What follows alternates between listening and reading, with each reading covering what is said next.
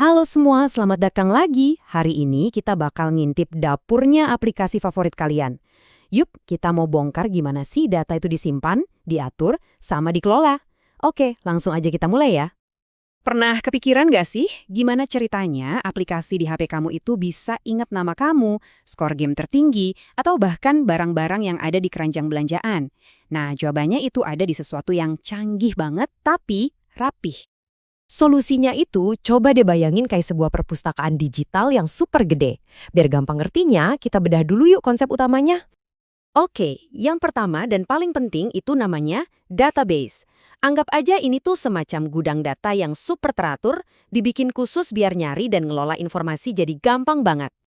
Biar lebih kebayang, yaitu tadi, anggap aja kayak perpustakaan digital raksasa yang rapinya minta ampun. Setiap data itu punya raknya sendiri, persis kayak buku-buku di perpustakaan. Nah, perpustakaan kan nggak mungkin jalan sendiri ya, pasti butuh pustakawan. Kalau di dunia digital, pustakawan ini kita sebut DBMS atau Database Management System. Ini software yang ngurusin semuanya. Contohnya tuh kayak MySQL, PostgreSQL, atau Oracle. Jadi si DBMS ini tuh pustakawan super ahlinya. Dia nggak cuma tahu di mana letak setiap data, tapi juga tahu cara tercepat buat ngambil data itu. Nah, ini nih rahasianya kenapa aplikasi bisa cepat dan responsif pas kamu pakai. Terus kerjaan si pustakawan ini ngapain aja sih? Gampangnya, ada 3 tugas utama. Nyimpan data baru, ngubah data yang udah ada, dan yang paling krusial, dia juga jadi satpamnya, ngejaga biar semua data kamu aman. Oke, kita udah punya perpustakaan dan pustakawannya. Pertanyaannya sekarang gimana cara kita ngobrol sama si pustakawan ini? Nah, kita butuh bahasa khusus. Yuk kita lihat bahasanya kayak apa. Bahasa ini namanya SQL, singkatan dari Structured Query Language. Anggap aja ini bahasa resmi buat ngasih perintah ke DBMS. Jadi lewat SQL inilah kita bisa nyuruh si pustakawan buat nambahin, ngubah, ngehapus, atau nampilin data. Sebenarnya, dari semua perintah SQL, ada 4 perintah sakti yang jadi fondasi hampir semua hal. Yuk kita bedah satu-satu. Oke, buat contohnya kita pakai tabel data siswa yang simple banget ini. Cuma ada 2 nama, Budi dan Ani, sama kelasnya. Anggap aja ini salah satu rak buku di perpustakaan data kita. Perintah sakti yang pertama, insert. Gampang ditebak ya dari namanya, ini buat masukin atau nambahin data baru. Misalnya, kita mau nambahin siswa baru, namanya Dina. Nah, perintahnya kayak gini nih. Insert into siswa itu artinya masukin data ke tabel siswa. Terus kita sebutin kolomnya, nama, kelas.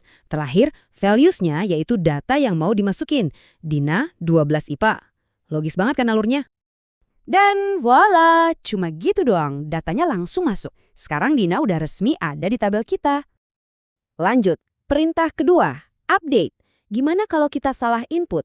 Misalnya, ternyata Dina itu harusnya kelas IPS, bukan IPA. Nah, disinilah update beraksi. Perintahnya begini, update siswa, artinya ubah data di tabel siswa.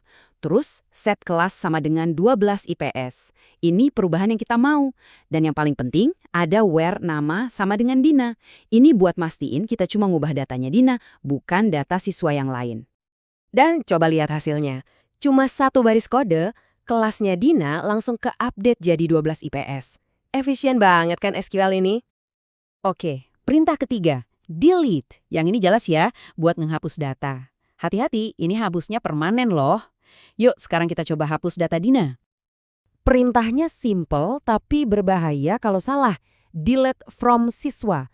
Targetnya jelas tabel siswa. Dan lagi-lagi, where nama sama dengan Dina ini jadi penyelamat kita biar yang kehapus bener-bener cuma datanya Dina. Dan hilang.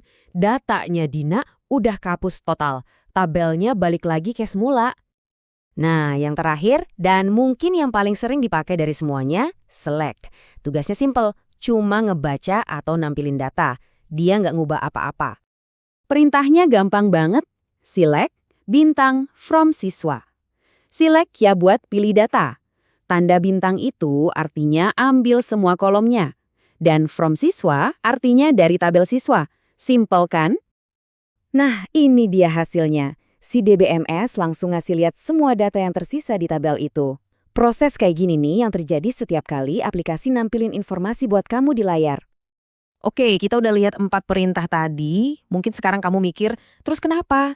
Kenapa ini semua penting? Intinya begini, 4 perintah simpel ini yang sering disingkat jadi CRUD. Create, read, update, delete, ini tuh benar-benar mesinnya dunia digital. Setiap kamu posting foto, ngecek email, main game, di belakang layar, ya perintah-perintah ini yang lagi sibuk bekerja. Sebagai penutup, aku mau kasih satu pertanyaan buat kamu. Sekarang kan kamu udah tahu dasarnya nih. Kalau kamu bisa bikin database buat apa aja, entah itu koleksi musik, daftar resep, atau mungkin catatan proyek kamu, data apa sih yang bakal kamu rapikan pertama kali? Coba deh, dipikirin. Sampai ketemu lagi di pembahasan berikutnya ya.